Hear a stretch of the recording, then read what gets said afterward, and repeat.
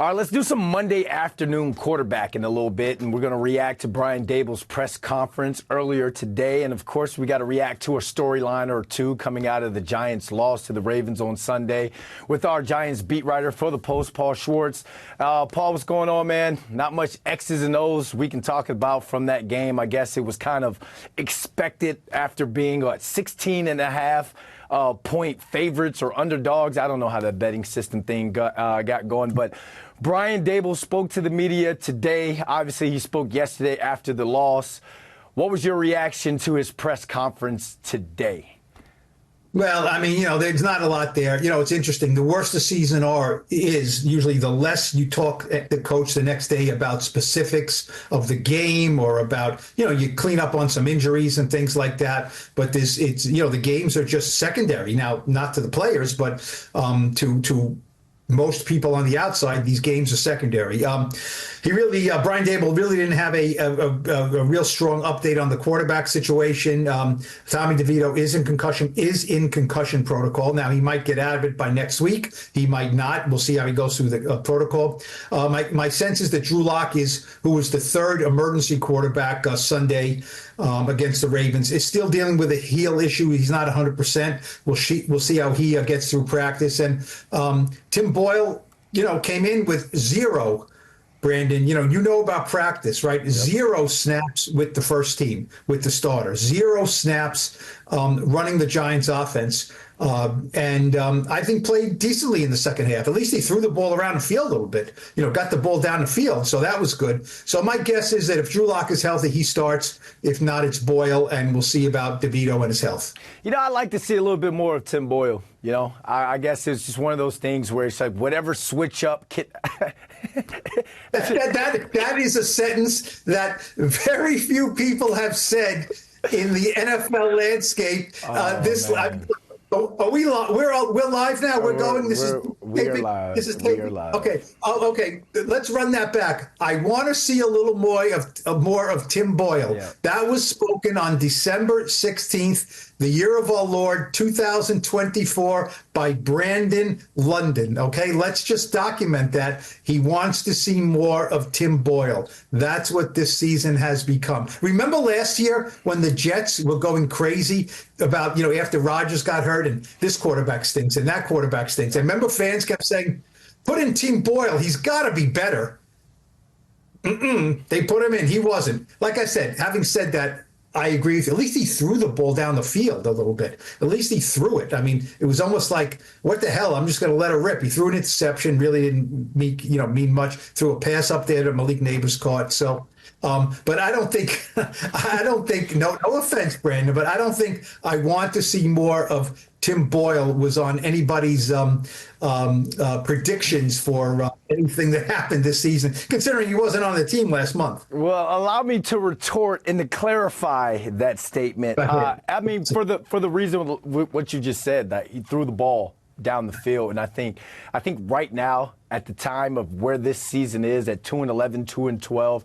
All you're looking for is some sort of excitement. That 23-yard touchdown pass to Malik Neighbors is what a lot of people wanted to see. It was like the crowd was making noise, the stadium was making noise, and it wasn't Ravens fans, for the first time throughout that game. So I think what I meant was a quarterback who's not really trying to impress the head coach, the organization, the fan base, a quarterback who was like, I was on the couch a month or two ago. I'm playing with house money right now. I understand the situation. Let me just play pitch and catch. Let me just go out there, play the game I love for a couple more weeks. Let me get some stuff out there on tape, but push the ball downfield and really show. I'm stretching, Paul, but at the end of no, it's okay. Look, quarterback. You mentioned before we're going to play some Monday morning quarterback. Yeah. You want to play some real Monday morning quarterback. Yeah. I've been covering this team a long time, right? Yes, sir. The last time the Giants had 4 quarterbacks throw a pass in a game in one season was before I started covering them, 1992. Okay, the last time 4 different quarterbacks threw passes. Can you name any of them? It's before your time. Danny Cannell. Oh, no. That's we got to go way. Oh, no, I'm not. 92. Okay, Phil Simms. Phil Simms, Okay. Dave Brown, Okay. Kent Graham, and now am I blanking on the? I don't think it was not. Oh, and Jeff Hostetler. Okay. Okay. So we're going back, right? We're going back a ways. And look, anytime 4 quarterbacks throw passes in game, it's not good. Yeah. It doesn't mean that you're just giving guys chances. I mean, guys are getting hurt, guys aren't doing the job, guys are getting benched. So that's what it's become. That it's like, the story like on Monday, Brian Daboll, who's the quarterback? What do you think? He said some things that everyone kind of shrugged and said, okay, it'll be Drew Lock, or maybe it'll be Boyle, maybe it'll be DeVito, whatever. 3 games left. On the flip side of that, and to try and take a positive out of that, hats off, tip cap to Malik Neighbors for still going out there and having a dog mentality. Lawrence Tynes, everybody knows Lawrence Tynes, kind of tweeted, and that tweet blew up, to saying that this kid could have packed it up a long time ago. This kid could have been like, you know what? You don't even have a quarterback for me. Why would I go out there and put my body at risk? And I don't even have a guy that can get me the ball, a guy that maybe he's over a 70 overall on Madden. Get me somebody that can throw me the football. That guy's still out there playing as hard as he can. Brian Daboll was still showing that he was trying to target him. Malik Neighbors, those guys, that's a guy, again, that's a core piece on this team for the future. A guy who just may wear a C on his chest one day, Paul, and it's moments like these. It's not the touchdowns and the entertainment that's going to get you that C on your chest. It's moments like these to where it's like, I'm still showing up for my brother, still playing as hard as possible because I'm the guy or one of the guys that they've brought in to fix this thing. It may not happen, or it's not going to happen this year, but in the future, I'm a core piece. And you're seeing that from other core pieces, guys like Brian Burns, Tyrone Tracy Jr., just guys that are still going out there giving their everything, not only for the team, but for the fan base as well. And people see that. There is some sort of positive or silver lining, I guess, but we are reaching, Paul.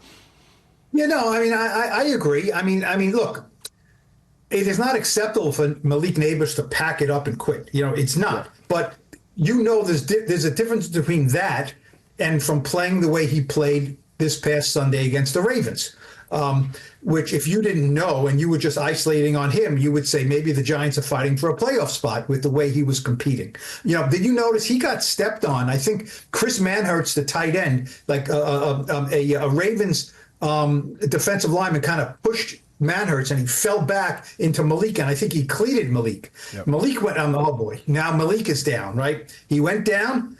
Trainers came out to look at him. He limped off the field. Okay, you could tell right away it wasn't serious, right? But he came back. He played 64 of the 68 snaps on offense, and 14 targets. Now, look, he has personal milestones. He wants to get 100 catches. He definitely wants to get 1,000 yards. So he's, you have to be a little bit, the word's not even selfish. You have to be a little bit self-involved. Yep. I mean, when you're playing, numbers matter. Yep. And I have no issue with that. Numbers do matter. Every catch and every yard he gets, unless he's literally taking the ball from a teammate, helps the Giants. Right? It helps the Giants. So I have no problem with that. But yes, I think, we've watched guys when things go well. We watch guys when things go badly. And when things go badly, you can tell. Some guys kind of dial it down a little bit. They have one eye at the end of the season. They're playing, but they don't want to get hurt. They run out of bounds if they can. Maybe they don't dive over the middle for a pass. I see none of that from Malik Neighbors. And I think after these games, he's handling the losing and his frustration better with more maturity. Unfortunately, he's not accepting it. I wrote this in the post, is that you don't want to say that he's maturing and accepting this losing, but he is maturing and dealing with this losing in a more productive and less just angry way. I still want him to be angry that they're losing, but he is growing up a little bit before my eyes. And he's, I have no issue with the way he competes. I don't. It's just, you long for the day where, he gets to catch and run. That catch in the end zone, that was pretty darn good. That was not He just broke free and got open. That is a high degree of difficulty touchdown catch. Yeah, I mean, the body control, elite athleticism. And again, we got a chance to see that. The fan base got the chance to see that. So it's like you're upset about another loss, yes, but if you want them to tank, you can't be upset that they're losing these games. It's who cares how they're losing it? Who cares about their score? But if you're a person, a fan, or someone out there that's like tank, their team tank, you clearly can't be upset that they lost to the Baltimore Ravens, who are going to go on to the playoffs, and they have to answer to Josh Allen and Pat Mahomes. But they weren't thinking about the Giants. They weren't coming in there like, oh, we're worried about the Giants. So if you want them to lose, you just have to take that loss. But I want to get your thoughts on this, Paul, because this is something that I thought, or a lot of people thought, was going to blow up even more. Another plane was flown over the stadium on Sunday, but you're not hearing people talk about it as much as the first time a plane was flown over last Sunday. Why do you think that? Do you think people they don't care anymore when it comes to that?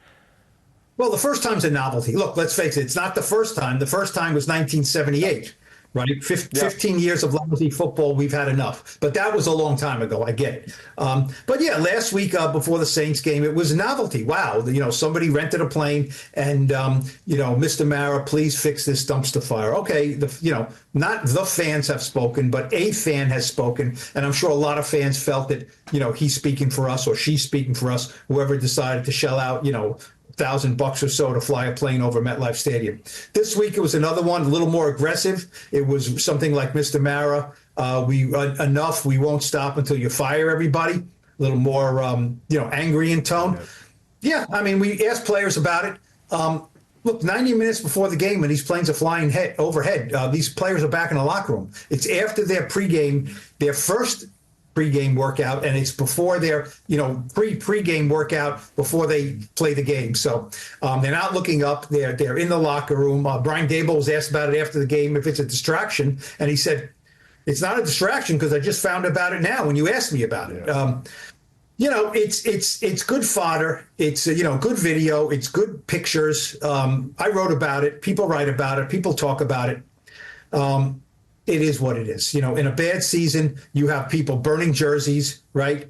People burned Saquon jerseys after he signed with the Eagles. That was moronic, right? Like, people should go out there. People should have done? Go into the parking lot and burn money, right? Burn their own money. Why would Saquon not take more money to go to a better team, right?